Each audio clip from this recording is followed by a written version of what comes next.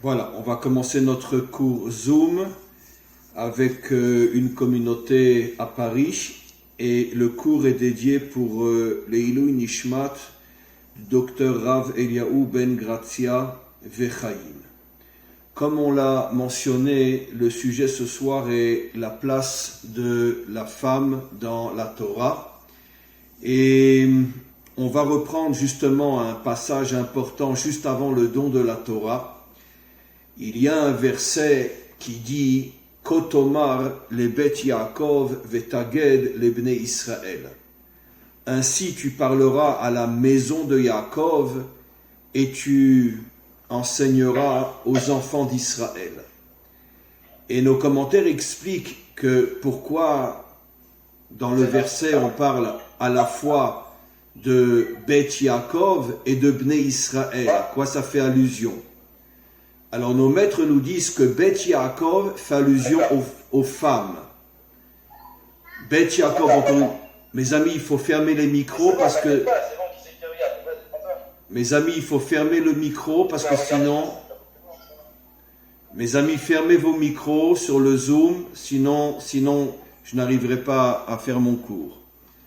Donc, le Rashi rapporte que Bet Yaakov fait allusion aux femmes et Bnei Israël fait allusion aux hommes. C'est-à-dire, traduit en français, Hachem s'adresse d'abord aux femmes, avant le don de la Torah, et après aux hommes. Et les commentaires posent la question, comment se fait-il que le verset parle d'abord des femmes avant de parler des hommes? D'autant plus que, comme on va le voir, apparemment, je dis bien apparemment, la Torah semble concerner les hommes plus que les femmes, puisque les hommes ont l'obligation d'étudier la Torah, les hommes accomplissent plus de commandements positifs que les femmes, comme on le sait, les maîtres de la Torah sont des hommes plus que des femmes. Donc apparemment, j'insiste sur le mot apparemment, et l'homme est plus concerné par la Torah que la femme.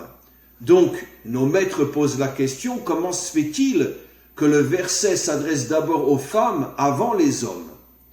Rashi explique, parce que Hachem avait l'intention de réparer, entre parenthèses, une erreur qui avait été faite au tout début de la création, au sujet de l'arbre de la connaissance, où le maître du monde s'est adressé directement à Adam.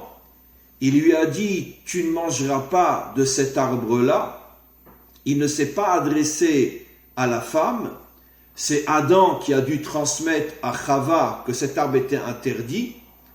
Et finalement, comme on le sait, le Nachash a fait tomber Chava et elle a mangé de cet arbre-là. Et elle en a donné après à son mari. Et Rashi nous explique pourquoi au moment du don de la Torah, les femmes précèdent les hommes.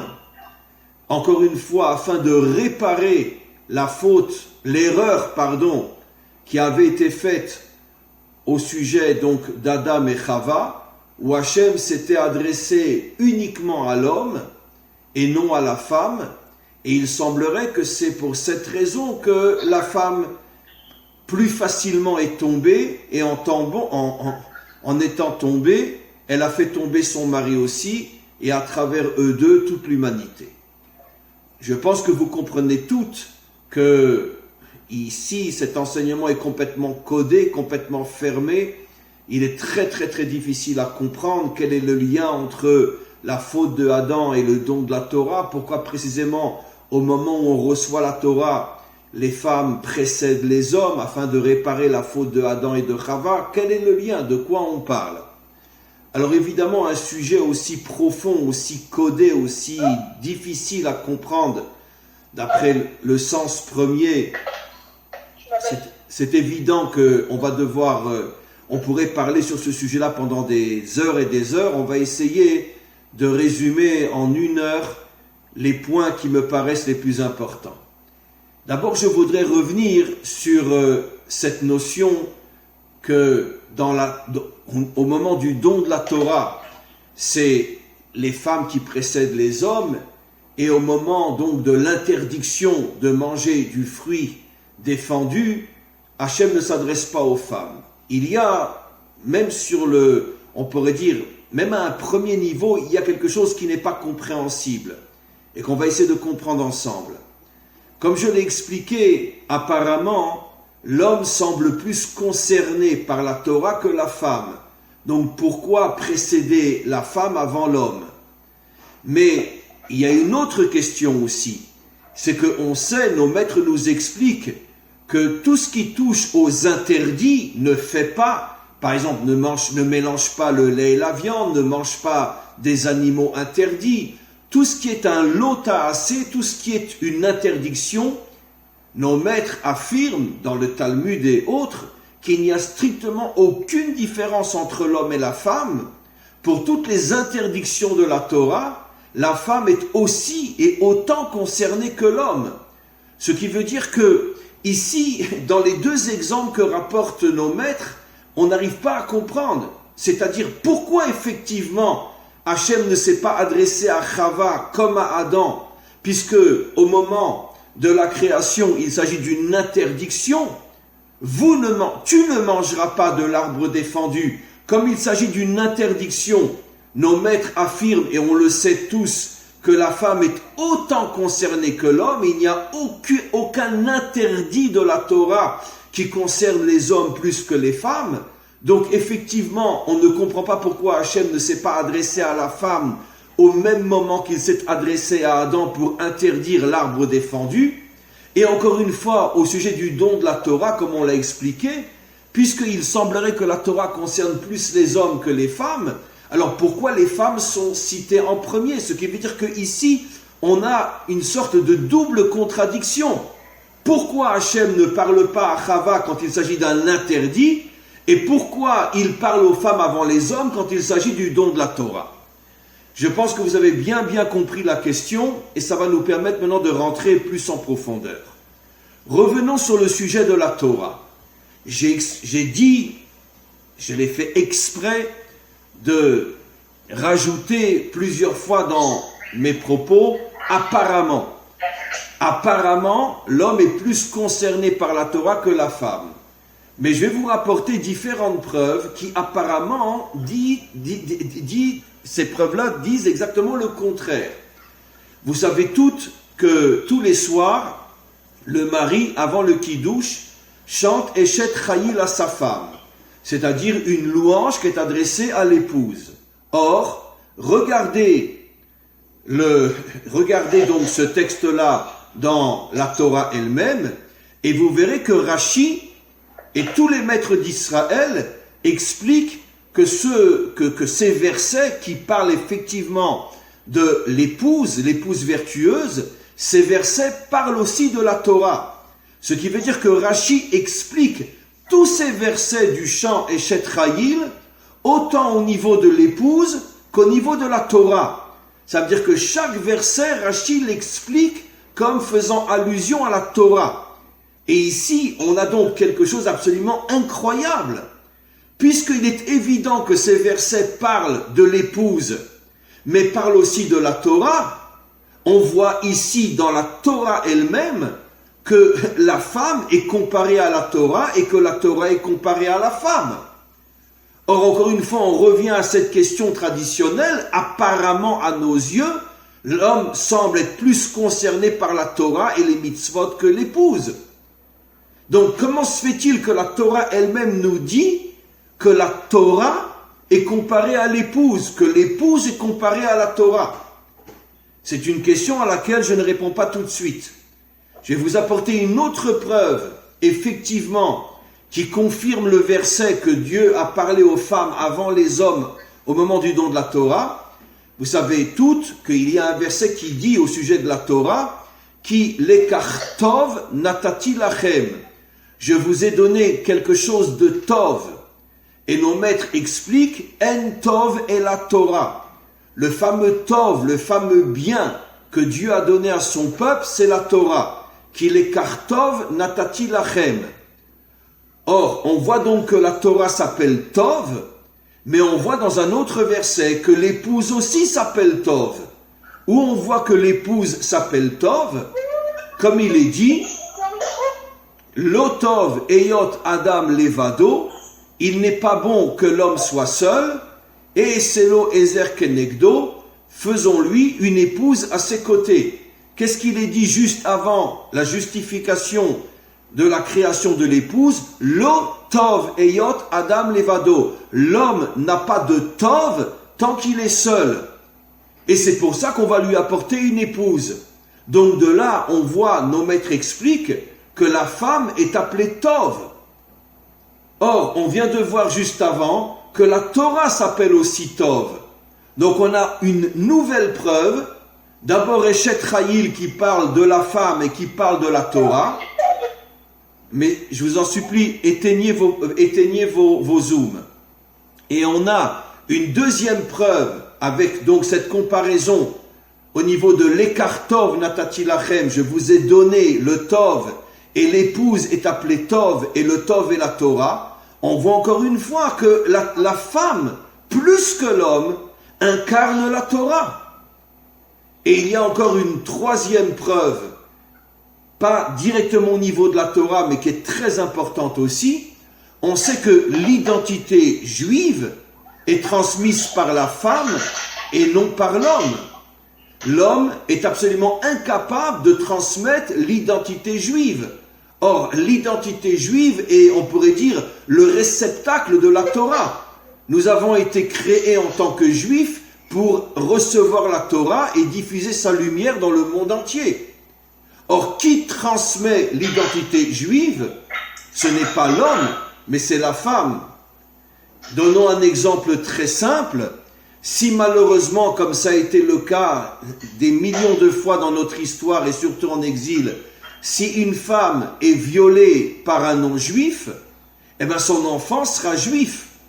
Mais si un homme par erreur, pensant être avec son épouse, même si c'est Moshe Rabbeinu, même si c'est le Mashiach lui-même, même si c'est David Ameller, et il a une relation avec une non-juive, l'enfant ne sera pas juif.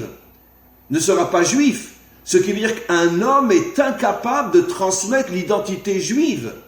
Une femme, même violée, transmet l'identité juive. On a un cas très célèbre dans le Talmud d'une femme qui était la fille du grand maître Shmuel. La fille du grand maître Shmuel a été violée. Elle a mis au monde un enfant qui est devenu un maître immense du Talmud. Elle avait été violée par un non-juif, mais son enfant est devenu un maître immense.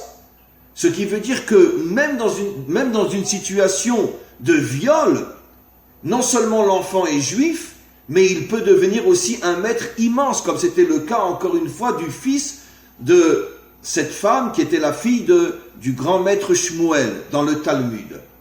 Donc, encore une fois, on voit ici que la femme a plus de force en ce qui concerne l'identité réelle d'Israël, a plus de force que l'homme. Et on se rappelle, on l'a lu il y a quelque temps, il y avait donc ce fameux sujet où il y a un homme qui est sorti au milieu du camp et qui a maudit Hachem. Et qu'est-ce que c'est cette histoire, si vous en souvenez? Parce que lui, sa mère était juive de la tribu de Dan et son père était égyptien. Sa mère s'était fait violer par l'Égyptien, mais lui était juif à part entière. Et comme sa mère était de Dan, de la tribu de Dan, il a demandé à personne s'il était autorisé ou non à s'installer dans la partie qui concernait la tribu de Dan. Il a planté sa tente dans la tribu de Dan. Sont venus les représentants de cette tribu, lui ont dit, écoute, on est prêt à te laisser t'installer au milieu de nous parce que ta mère est de notre tribu, mais sache que tu dois au moins nous demander la permission parce que le fait que ta mère est de Dan ne suffit pas pour pouvoir t'installer malgré notre permission dans cet endroit. Pourquoi? Parce que la tribu, elle vient par le père et non par la mère. Ça veut dire si je suis de la tribu de Dan ou de Yehuda ou de Shimon ou de Naphtali, ou bien à notre époque, pour le dire d'une manière beaucoup plus simple, si je suis Israël, Lévi ou Cohen, ça passe par le père, non par la mère. Mais regardez, qu'est-ce qu'on apprend de là? C'est que le père donne quelque chose qui est très extérieur, qui est très secondaire par rapport à ce que donne la mère. Parce que je sois de la tribu de Dan ou que je sois de la tribu de Yehuda, quoi qu'il en soit, les deux, on est juifs. Et à ce niveau-là, il n'y a aucune différence. Que tu sois Lévi, Cohen ou Israël, on est tous les trois juifs. Et si je suis Israël, Lévi ou Cohen, ce ne sont que des aspects extérieurs de mon identité juive. Mais mon identité juive essentielle, celle-là, elle m'est donnée par la mère, tandis que le père me donne quelque chose qui est très superficiel. La preuve, c'est qu'on peut naître Cohen et perdre sa keuna. Comment qu'on peut perdre sa keuna? Ben, si tout simplement mon père a épousé une divorcée, même si je suis le fils de mon père qui est Cohen, moi je ne suis plus Cohen. Ça veut dire que la keuna peut se perdre. Tandis que la judaïté, si je suis juif par ma mère, je ne perdrai plus ma judaïté. Même si un juif se convertit au catholicisme ou ce que vous voulez, il reste juif à part entière. On ne peut pas changer son identité qui est celle de l'essence de mon être profond. Donc, je répète les trois exemples, je pourrais en donner des dizaines d'autres, qui montrent qu'apparemment la femme a une force beaucoup plus grande que l'homme. C'est que la femme est comparée à la Torah dans le chant Eshet Ra'il, la femme est comparée à la Torah dans le verset qui parle du Tov, et au niveau de l'identité juive essentielle, c'est la femme qui donne l'identité et pas l'homme. Donc, apparemment, on en arrive à la conclusion que finalement on ne comprend pas pourquoi la femme n'a pas le devoir d'étudier la Torah autant que l'homme. Pourquoi les grands maîtres sont des hommes et pas des femmes?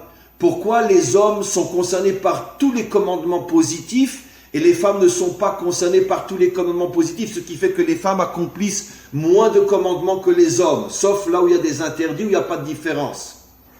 Donc il y a quelque chose qui ne va pas. Alors je vais commencer à expliquer. Comment se fait-il que seulement l'épouse est comparée à la Torah et pas l'homme? Il faut que vous compreniez que dans notre monde, tout est constitué selon le principe de l'intériorité et l'extériorité. C'est-à-dire comme l'homme lui-même, le corps et l'âme, ou même au niveau de la nature. C'est-à-dire que dans chaque chose, il y a des atomes, il y a des électrons, et dans l'atome lui-même, il y a une énergie. Maintenant, l'atome, les électrons, on ne les voit pas. Quand on voit un mur, quand on voit un arbre, on voit l'arbre, mais on ne voit pas tous les atomes et les électrons qui sont dedans. À plus forte raison qu'on ne voit pas l'énergie qui est dans l'atome, dans le noyau de l'atome. Ce qui veut dire que dans chaque chose dans ce monde, il y a l'extériorité qui est visible et l'intériorité qui est invisible. Maintenant, je vous pose la question, qu'est-ce qui est le plus important? L'extériorité ou l'intériorité? Bien évidemment que l'âme intérieure et qui n'est pas visible au point que nombreux sont ceux qui nient l'existence de l'âme et qui ne croient qu'en l'existence du corps, puisque le corps est visible, le corps on peut le toucher. Malgré tout, on sait très bien que la fonction de l'âme est des milliards de fois plus importante que la fonction du corps, puisque l'âme s'appelle Nishmat Chaim. C'est l'âme qui donne la vie, c'est pas le corps qui donne la vie. De même, dans toute la matière, qu'est-ce qui donne la vie à la matière? Mais ce sont les atomes et les électrons. C'est l'énergie qu'il y a dans le noyau de l'atome. Mais ça, on ne le voit pas. Nous, on ne voit que l'extériorité. Ce qui veut dire qu'on vit dans un monde où on est face à l'extériorité des choses, on est impressionné par l'extériorité parce que c'est ce qu'on voit, c'est ce qu'on touche, c'est ce qu'on ressent. Mais on finit par oublier complètement que l'extériorité n'est qu'une vitrine et que toutes les forces cachées à l'intérieur de cette extériorité, qui sont l'intériorité de cette chose-là, c'est l'intériorité qui est la véritable énergie qui permet au monde d'exister. Et maintenant vous allez comprendre, exactement comme le disent nos maîtres dans le Talmud. Dans la Torah aussi, il y a deux dimensions. Il y a la dimension extérieure, visible, et la dimension intérieure, cachée. On pourrait aussi le dire dans un autre langage, l'extériorité de la Torah, c'est ce qu'on pourrait appeler tout ce qui est le Talmud, la Halacha, tout ce qui en vérité est visible. Et l'intériorité de la Torah, c'est quoi? C'est les secrets de la Torah, c'est le Zohar, c'est la Kabbalah, c'est tout ce qui est caché à l'intérieur de la Torah elle-même. Et donc, comme le disent nos maîtres dans le Talmud, l'extériorité de la Torah s'appelle Gufa de Oraita, le corps de la Torah, et l'intériorité de la Torah s'appelle Nishmata de Oraita, l'âme de la Torah.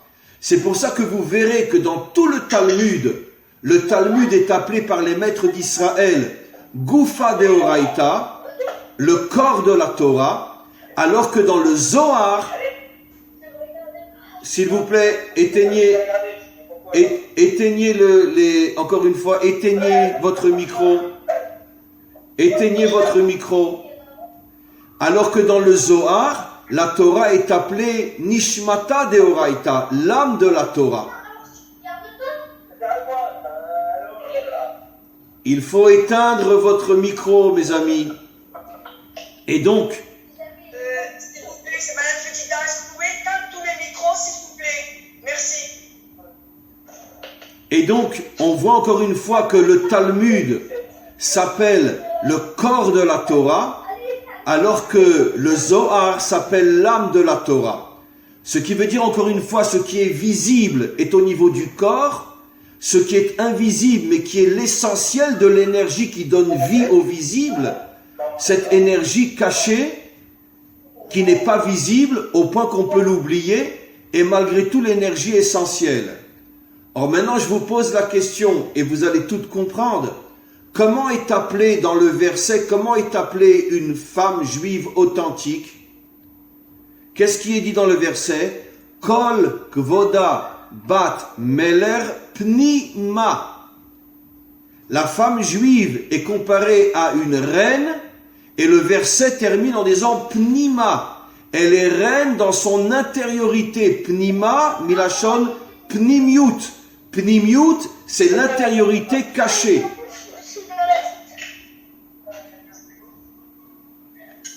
Pnimiut, c'est l'intériorité cachée. On voit donc que le verset dit clairement que la femme est l'intériorité de l'humanité.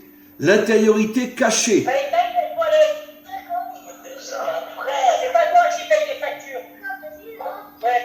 Qui c'est qui a son zoom ouvert?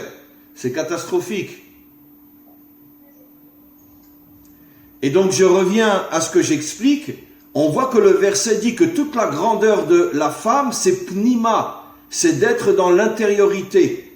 Et d'après ce qu'on a expliqué, puisque dans ce monde, il y a l'extériorité et l'intériorité, et que l'intériorité, c'est l'énergie essentielle qui donne vie à ce qu'on voit,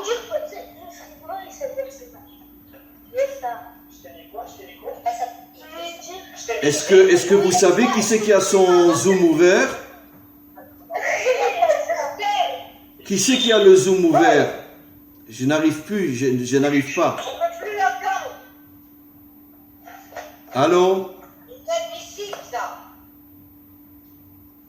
Qui a le zoom ouvert? Il faut absolument fermer le zoom parce que je vais devoir arrêter, je ne peux plus continuer comme ça. Bah oui, c'est normal. Fermez le micro. Fermez votre micro.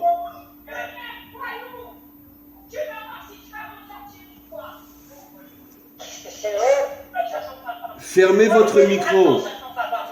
C'est moi le voyou. Chaque ton papa, tu traites ton frère comme ça, tu vas voir. Tu vas voir. Tu vas voir. Tu vas voir. Tu traites ton frère comme ça, tu vas voir. Tu vas voir pour sortir comme ça des mots de ta. Qu'est-ce que tu viens de dire? Qu'est-ce que tu viens de dire? Qu'est-ce que tu viens de dire?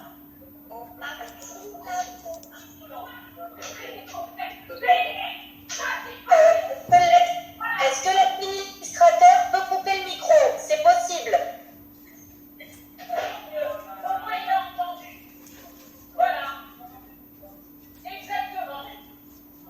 On ne peut pas continuer comme ça, c'est impossible. Qui est la personne qui a son micro ouvert?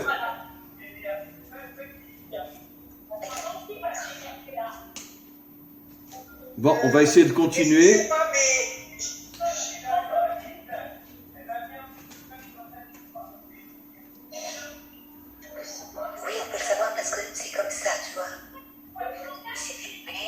Alors, qui a son micro ouvert? C'est Madame Jockey, je vois, je crois, non? Oui, moi, mais je ne parlais pas. Hein. Non, mais c'est chez vous qu'on entend une voix? Alors, qui est la personne qui parle très fort et qui crie? Bon, on va essayer de continuer. Quoi qu'il en soit, donc, on comprend de là, maintenant, on revient à la question du départ. D'un côté, on sait que l'homme semble avoir plus d'importance dans la Torah que la femme, mais d'un autre côté, on voit que la femme représente l'intériorité et que dans les versets, on compare toujours la femme à la Torah à la femme, et on ne compare jamais l'homme à la Torah. Mais c'est toujours la femme qui est comparée à la Torah. Qu'est-ce qu'on comprend de là? On comprend de là qu'en vérité que l'homme représente l'extériorité de la Torah. Mais la femme, elle, dans sa véritable nature, malheureusement les choses ne sont pas aussi claires aujourd'hui et depuis longtemps, comme on va l'expliquer dans la deuxième partie du cours, mais la femme dans son essence première, tant que son essence n'est pas encore abîmée, comme ça a été le cas au moment de la faute, on va expliquer dans quelques instants, la femme dans sa nature profonde représente l'essence, l'intériorité de la Torah. Et c'est pour ça que dans le chant Eshet Chayil, on compare la Torah à la femme. C'est pour ça que quand on dit qu'il est Kartov Natati Lachem, je vous ai donné un grand cadeau, on compare la femme à la Torah. C'est pour ça que c'est la femme qui donne l'essence de l'identité juive. Parce que tout ce qui touche à l'intériorité vient de la femme et non de l'homme. Malheureusement, on vit dans un monde où l'extériorité a pris le dessus sur l'intériorité. Ça veut dire qu'on vit dans un monde où on ne croit que ce qu'on voit, où on ne voit que ce que l'on voit, et l'extériorité est devenue notre seule réalité, et on oublie complètement l'intériorité. C'est pour ça que d'une certaine manière, la femme semble avoir moins d'importance que l'homme, parce que l'homme représente le monde extérieur, la femme représente le monde intérieur, et malheureusement dans notre monde, et ceci jusqu'à la délivrance finale où tout va changer, l'homme, d'une certaine manière, est plus impressionné par l'extériorité que par l'intériorité. On va revenir sur cette notion-là. Maintenant, je voudrais arriver à la faute de Adam Arishon. Qu'est-ce qui s'est passé? Pourquoi Hachem n'a pas directement parlé à la femme autant qu'à l'homme? Pourquoi? Puisqu'il s'agit d'un lot tarassé, il s'agit d'une interdiction, les femmes sont autant concernées par l'interdit que l'homme. Ici, il y a en vérité un secret incroyable qui se cache et je vais vous l'expliquer. Il y avait deux arbres, l'arbre de la connaissance et l'arbre de la vie. Nos maîtres expliquent que l'arbre de la connaissance fait allusion à l'homme et l'arbre de la vie fait allusion à la femme. Pourquoi? Il y a un verset qui dit « Re'e chayim im aisha » pour trouver la vie, il faut que tu sois marié avec une femme. Re'e chayim, si tu veux la vie, im aisha, c'est seulement si tu es marié que tu trouveras la vie. De là, nos maîtres expliquent que la vie est le symbole de la femme plus que de l'homme. D'ailleurs, c'est facile à comprendre. Qui donne la vie? L'homme ou la femme? C'est la femme qui donne la vie. C'est la femme qui crée l'enfant et qui fait naître l'enfant. C'est pour ça que le verset dit « Re'e chayim im aisha » que la vie est du côté de la femme. C'est pour ça que nos maîtres nous disent qu'un homme seul est un homme mort. Un homme seul est un homme aveugle, disent nos maîtres. Un homme seul est un homme sans lumière. La femme lui apporte la lumière, lui apporte la vie et lui apporte tout ce qui lui manque tant qu'il n'est pas marié. Parce que la femme incarne la vie autant sur le plan spirituel que sur le plan physique où elle donne la vie, où elle donne les enfants. Donc maintenant on comprend qu'en vérité, l'arbre de la connaissance fait allusion à l'homme et l'arbre de la vie fait allusion à la femme. Et j'explique. C'est quoi l'arbre de la connaissance? C'est typiquement masculin. Ça veut dire, encore une fois, dans le monde d'aujourd'hui, c'est beaucoup plus difficile à comprendre ce que je dis parce que malheureusement, on vit dans un monde où les notions féminines et masculines se sont tellement mélangées, se sont tellement inversées, sont tellement tombées qu'on ne sait plus vraiment aujourd'hui ce qu'est la femme authentique et ce qu'est l'homme authentique. Mais en tous les cas, tel que la Torah nous l'explique, la Torah nous explique que la dimension, on pourrait dire, de la connaissance, c'est plus la dimension masculine. L'homme, d'une certaine manière, a un besoin de savoir, il a un besoin de connaître. Je ne dis pas que la femme, non, mais chez l'homme, c'est un besoin, on pourrait dire, ultra essentiel. L'homme a besoin de savoir, l'homme a besoin de connaître. Tandis que la femme, elle, son besoin essentiel est plus au niveau de la vie. La femme, elle est au niveau du vécu, beaucoup plus qu'au niveau de la connaissance. D'ailleurs, on le sait, dans un couple qui fonctionne normalement, l'homme est beaucoup plus théorique que la femme. La femme a beaucoup plus les pieds sur terre. La femme est beaucoup plus sensible à la réalité. La femme est beaucoup plus, on pourrait dire, investie dans le vécu que dans le savoir. Et ça, c'est la force de la femme. C'est pour ça que l'arbre de la vie fait allusion au féminin. Parce que la femme, ce qui l'intéresse le plus, c'est la vie, c'est le vécu. Tandis que l'homme est plus intéressé par le savoir, par la connaissance. Et ça, c'est les natures. Encore une fois, bien sûr que l'homme est intéressé par la vie aussi. Mais chez lui, la connaissance prend le dessus sur la vie, sur le vécu. La femme aussi est intéressée par la connaissance. Mais chez elle, le vécu est plus important que le savoir. Et donc ça, c'est les deux arbres. Maintenant, on comprend pourquoi Hachem ne s'est pas adressé directement à la femme quand il a interdit l'arbre de la connaissance. Parce que Hachem savait que la femme, dans sa nature profonde, ira directement vers l'arbre de la vie. Parce que la femme va aller vers ce qui est sa véritable nature. La femme est intéressée par le vécu, beaucoup plus que par la connaissance. Et donc, il s'adresse à Adam, qui lui, Adam, est plus porté vers la connaissance. C'est pour ça qu'il lui dit à lui, pour l'instant, tu ne touches pas à cet arbre.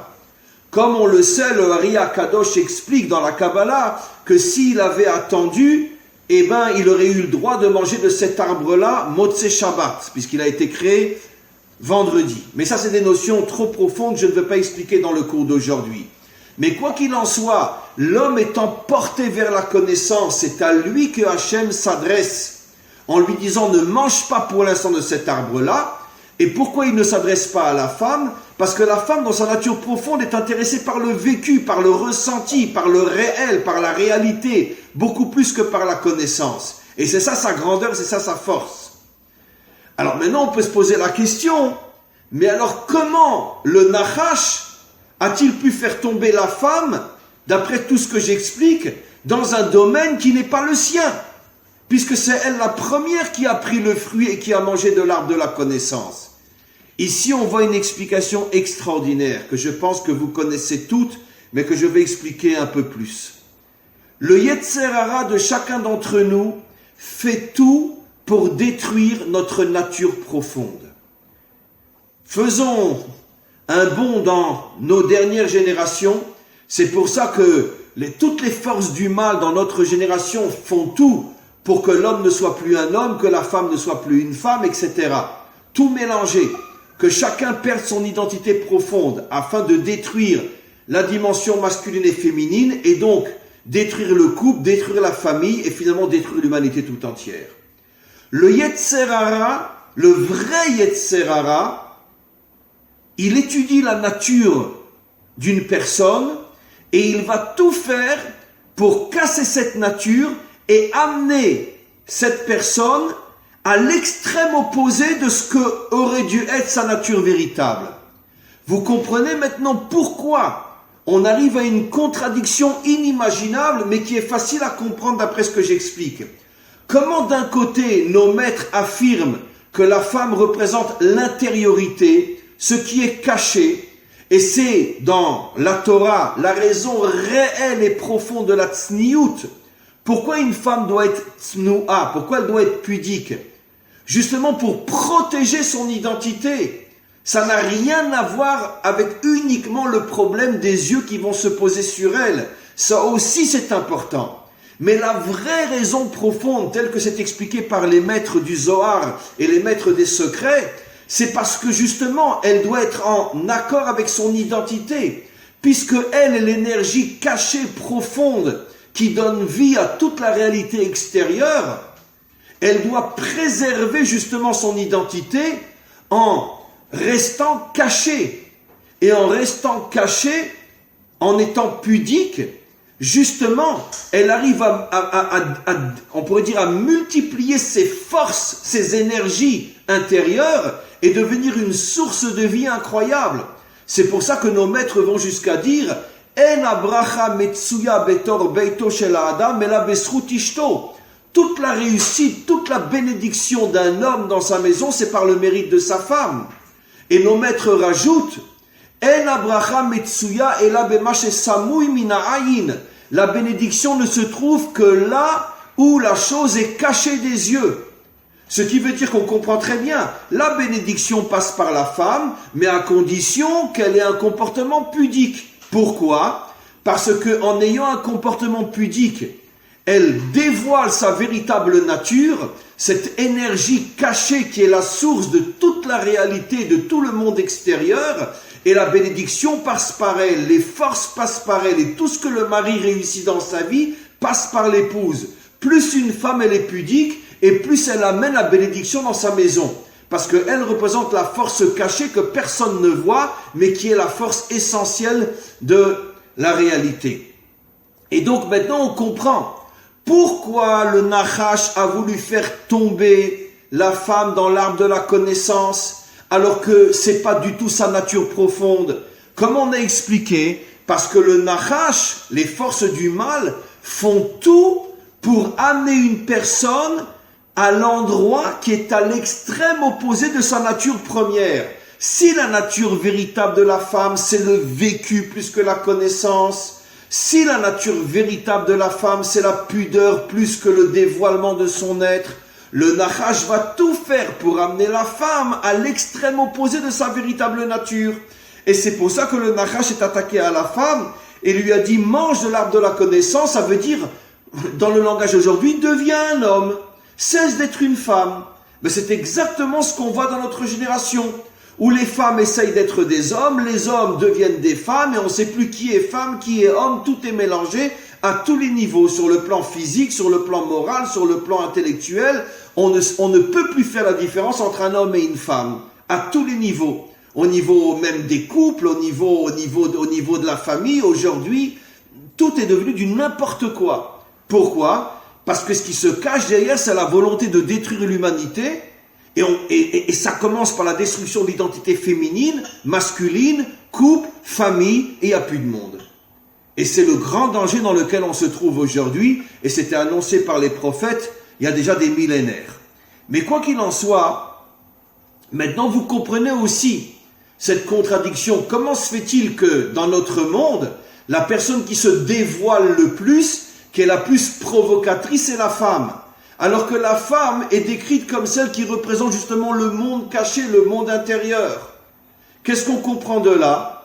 Eh bien justement, parce que c'est la femme qui se dévoile le plus, ça prouve que sa vraie nature est d'être effectivement dans le monde caché pour retrouver sa véritable dimension et dévoiler des forces inimaginables qui sont le secret de la création tout entière, comme l'âme qui nourrit le corps, comme la Torah cachée, les secrets de la Torah qui nourrissent la Torah dévoilée, comme l'énergie de l'atome qui nourrit et qui renforce toute la matière, c'est toujours le caché qui donne la vie. C'est pour ça que la femme s'appelle l'arbre de la vie. Et donc le Yetzer Hara va tout faire pour faire tomber la femme et l'amener justement dans l'extrême opposé de ce que sa véritable nature, parce que si une femme veut devenir comme un homme et veut être complètement dévoilée, et aussi sur le plan physique se dévoiler complètement, elle perd complètement sa nature, donc automatiquement l'homme ne reçoit plus les forces et la bénédiction dont il a besoin, et l'humanité entière s'écroule. C'est pour ça que le Nachash savait que pour faire tomber l'humanité, il faut s'attaquer à la femme. Et comme on le voit malheureusement dans nos générations, la femme est victime d'une attaque inimaginable, je parle au sens large, dans le monde en général, parce que la femme aujourd'hui refuse son rôle d'épouse, refuse son rôle de femme, elle refuse son rôle de pudeur, elle fait tout le contraire de sa véritable nature et c'est pour ça que le monde est en train de s'écrouler. Donc maintenant, on revient à ce que j'ai expliqué. On comprend maintenant pourquoi la Torah s'est adressée d'abord aux femmes avant les hommes, pour bien nous faire comprendre que précisément le rôle de la femme, même dans la Torah, est beaucoup plus important que le rôle de l'homme. Et je vais vous donner des exemples simples. Sans doute vous avez peut-être entendu parler une fois de cette histoire où dans le Talmud on rapporte l'histoire de un homme et une femme. Lui était un chassid, elle était une chassida, ça veut dire dans le langage du Talmud des gens extraordinaires. Ils étaient mariés depuis 10 ans, ils n'ont pas pu avoir d'enfants. À cette époque-là, à l'époque du Talmud, aujourd'hui ça fait longtemps qu'on ne le fait plus. Le Rabbi de Lubavitch n'a pas eu d'enfant, il n'a jamais divorcé de sa femme, il ne s'est pas séparé d'elle. Le Chazon Ish n'a pas eu d'enfant, il ne s'est pas séparé de sa femme. Mais à l'époque du Talmud, au bout de 10 ans, si tu n'as pas d'enfant, ou tu en prends une autre, ou tu te sépares d'elle et tu vas te marier avec une autre. Eux, ils s'aimaient tellement que lui n'avait pas le courage d'amener une autre femme dans la maison. C'était impossible pour lui. Donc, ils ont décidé de se séparer. Ils se sont séparés, chacun est parti à la rencontre, lui d'une femme et elle d'un homme, pour se marier bien sûr. Elle, malheureusement, est tombée sur un homme qui était un rachat, qui était un homme méchant, et lui, malheureusement, est tombé sur une femme qui était une femme méchante. Et qu'est-ce qui s'est passé ? La femme méchante a fait tomber son mari tzaddik, et la femme tzaddika a fait faire teshuva à son mari méchant. Et de là, nos maîtres disent, Mikan she'akol bekoar aisha.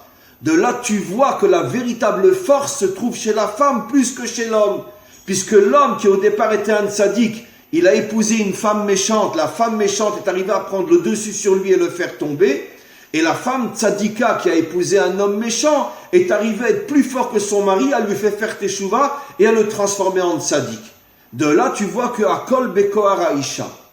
Donc on comprend que finalement, la vraie Torah, c'est pas seulement combien j'étudie, combien j'enseigne et combien de mitzvot je pratique. La vraie Torah est au niveau du vécu. Ça veut dire comment je vis avec la Torah. Et dans le vécu, la femme est beaucoup plus forte que l'homme. La preuve, c'est que qui c'est qui tient une maison juive ? C'est l'homme ou la femme ? Bien sûr que c'est la femme plus que l'homme. Qui c'est qui éduque les enfants jusqu'à un certain âge dans les années les plus importantes ? C'est la femme, c'est pas l'homme. Qui est présente ? Qui est, on pourrait dire, le pilier de la famille ? C'est la femme, beaucoup plus que l'homme. Au point que nos maîtres disent, Beito zuishto, la maison d'un homme, c'est son épouse. C'est elle qui tient la maison, c'est elle qui tient l'éducation, c'est elle qui tient la famille. Elle est au niveau du vécu de la Torah. Je vous donnerai un autre exemple extraordinaire. La femme a une loi qui dépasse toutes les lois que l'homme accomplit. Et vous allez très facilement comprendre comment et pourquoi. La femme a la loi de Nida. Cette loi-là est une loi capitale, fondamentale. En ce sens que si la pureté familiale n'est pas respectée, les enfants qui vont naître, etc., je ne vous dis pas ce que le Zohar dit, je préfère me taire. Mais je le dis quand même un petit peu, le Zohar dit que toutes les catastrophes les plus terribles qui tombent sur le peuple juif, c'est parce que les femmes ne respectent pas la pureté familiale. Les catastrophes les plus terribles, c'est à cause du manque de pureté familiale. Maintenant, en plus, les enfants qui vont naître, si la femme n'a pas compté les jours qu'il fallait, si elle s'est unie à son mari avant d'aller au mikvé, etc., les enfants qui vont naître seront des enfants très très tordus. C'est sûr, ils peuvent faire teshuva, mais malgré tout, jusqu'à une teshuva authentique, totale et sincère, les enfants vont naître avec de grandes difficultés spirituelles et morales, énormes, jusqu'à ce qu'ils arrivent à faire une véritable, profonde et totale et authentique teshuva. Donc, maintenant je vous pose une question. Ça veut dire que cette loi-là est entre les mains de la femme et tout l'avenir du peuple juif dépend de cette loi-là. Nos maîtres vont jusqu'à dire que la véritable raison profonde, cachée, pour laquelle le peuple juif a traversé toute l'histoire, alors que tous les peuples les plus puissants ont disparu, nos maîtres nous disent c'est grâce à la pureté familiale. La pureté familiale connecte la famille juive directement à Hachem, et comme Hachem est au-dessus de ce monde, il est dans ce monde mais aussi au-dessus de ce monde, cette connexion permet à Israël d'être au-dessus de toutes les lois de la nature et de traverser l'histoire sans disparaître, grâce à la pureté familiale. Maintenant je vous pose la question, l'homme fait entièrement confiance à sa femme. Ça veut dire qu'il ne va pas regarder si elle a bien vu, si elle n'a pas bien vu, etc. Il ne lui pose pas ces questions-là. Si elle a un problème, c'est elle qui va trouver le rave. Mais l'homme ne s'en mêle pas. Il fait entièrement confiance à son épouse. Ce qui veut dire que tout le devenir du peuple juif est entre les mains de la femme. Dans cette loi, c'est la raison pour laquelle je dis que cette loi-là, elle contient toutes les lois que l'homme accomplit. Puisque là, il s'agit d'une loi qui permet l'existence du peuple juif jusqu'à la délivrance finale et bien après. Et l'homme fait entièrement confiance à sa femme. Il ne va pas regarder derrière elle si elle a bien vu, pas bien vu, etc. Il lui fait entièrement confiance. Qu'est-ce qu'on comprend de là? Que l'homme sent, ressent et sait que la partie la plus importante de la Torah est entre les mains de l'épouse, plus qu'entre ses propres mains. Donc, un autre exemple, la cacheroute. Je n'ai pas besoin de vous expliquer à quel point la cacheroute est importante. Bien sûr que l'homme fait confiance à sa femme. Il n'est pas toujours en train de lui demander qu'est-ce que tu as acheté, quelle cacheroute, qu'est-ce que si, est-ce que tu as fait attention, pas mélanger le lait, la viande. C'est évident que non. Peut-être au début du mariage, il parle, mais après, il lui fait entièrement confiance. Et la cacheroute, c'est aussi quelque chose de fondamental pour tout l'avenir de l'âme juive.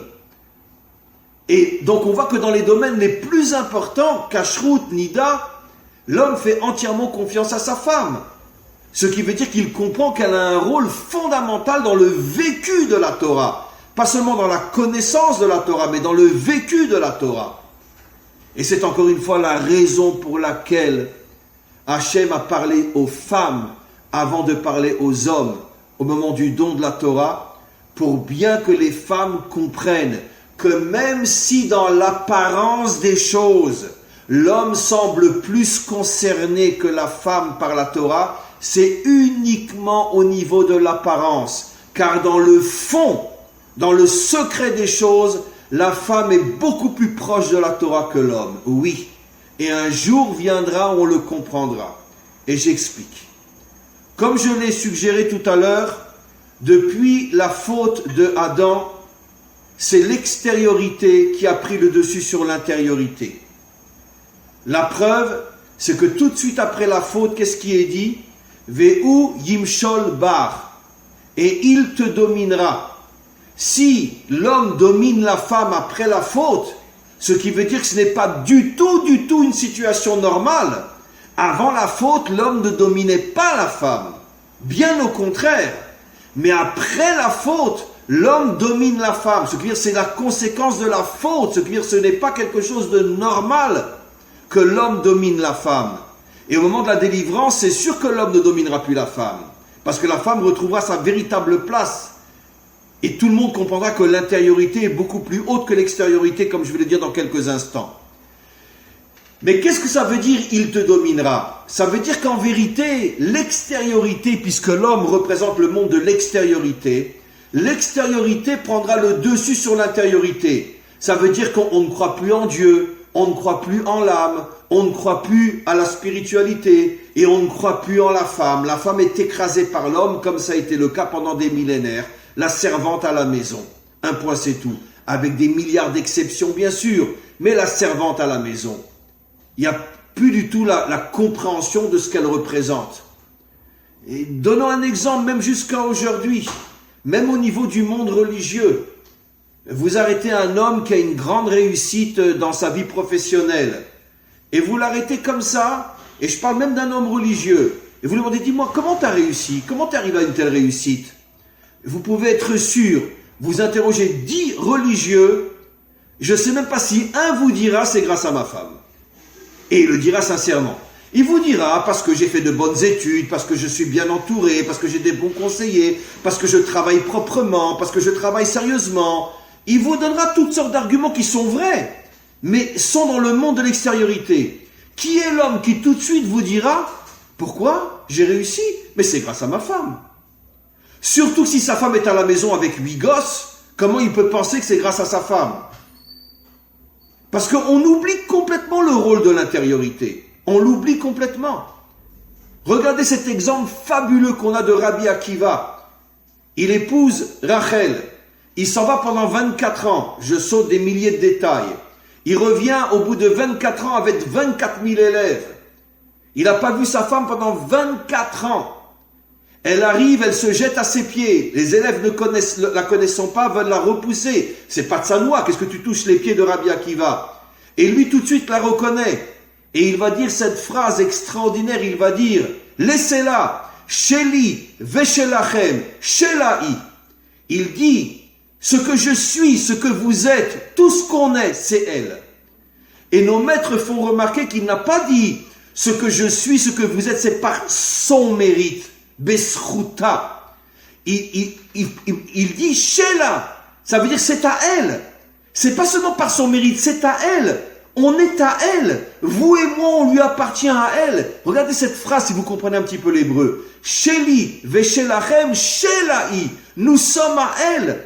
Ça veut dire que tout ce qu'on est, c'est elle. Rabbi Akiva a compris que c'est pas seulement dans la réussite matérielle que la bracha passe par la femme. Même si un homme est un géant sur le plan spirituel, il le doit à sa femme aussi. Un jour, après le décès de son épouse, le Rabbi Lubavitch a fait une dracha incroyable où il a révélé que tout ce qu'il est devenu, c'était par le mérite de sa femme. Ça veut dire que c'est pas seulement sur le problème matériel, même sur le problème spirituel, même dans la dimension spirituelle, un homme authentique reconnaît que tout ce qu'il est, c'est par le mérite de sa femme. Donc, malheureusement, depuis la faute de Adam, le monde de l'extériorité a pris le dessus. On ne croit que ce qu'on voit, et la femme est mise complètement de côté. Mais dans le monde de la délivrance, à ce moment-là s'accomplira ce que nos maîtres disent. Olam hafur haïti. Le monde va complètement se renverser. Aelionim les mata, vatartonim les maala. C'est dans le Talmud. Ceux qui étaient tout en haut vont être tout en bas, et ceux qui étaient tout en bas vont être tout en haut. Il faut le comprendre aussi dans le sens du cours. L'homme qui se croit tout en haut va se retrouver en dessous, et la femme qui était tout en bas va se retrouver tout en haut. Pourquoi? Parce que dans le monde de la délivrance, on va prendre conscience que la véritable réalité, c'est la réalité intérieure et non la réalité extérieure. La tsniout va revenir dans le monde entier, pas seulement chez les juifs, mais chez les non-juifs aussi. Toutes les femmes vont comprendre que pour préserver, pour renforcer leur véritable nature de source d'énergie incroyable, il faut justement préserver aussi le corps, préserver préserver toute l'identité féminine, qui justement son rôle est essentiel parce que justement il est caché. Comme disent nos maîtres, que tout ce qui est visible, il y a le Einara, il y a le mauvais œil qui détruit tout. Et pour pouvoir se cacher du mauvais œil, la femme a besoin justement de se cacher. Pas dans le sens qu'elle est accessoire, mais parce qu'elle est l'essentiel, justement. Et donc, dans le monde de la délivrance, la femme va reprendre son véritable statut. Et vous comprenez maintenant, et je termine, pourquoi il est dit justement dans de nombreux versets, Eshet Chayil Ateret Ba'ala. Une femme vertueuse est la couronne de son mari. Ça veut dire quoi, la couronne de son mari? C'est elle qui fait de lui un roi. Mais elle est aussi la couronne, elle est au-dessus de lui. Et dans le monde à venir, la dimension féminine sera au-dessus de la dimension masculine. Parce que les hommes comprendront que la femme incarne l'intériorité. Et l'intériorité était toujours au-dessus de l'extériorité. Mais malheureusement, pendant tous les millénaires depuis la faute jusqu'à la délivrance finale, on l'a complètement oublié. De là, la conclusion est la chose suivante. Vous devez comprendre en tant que femme, en tant qu'épouse, que vous avez un rôle fondamental, et pas seulement en tant que juive, mais précisément dans nos dernières générations qui se préparent à la délivrance finale.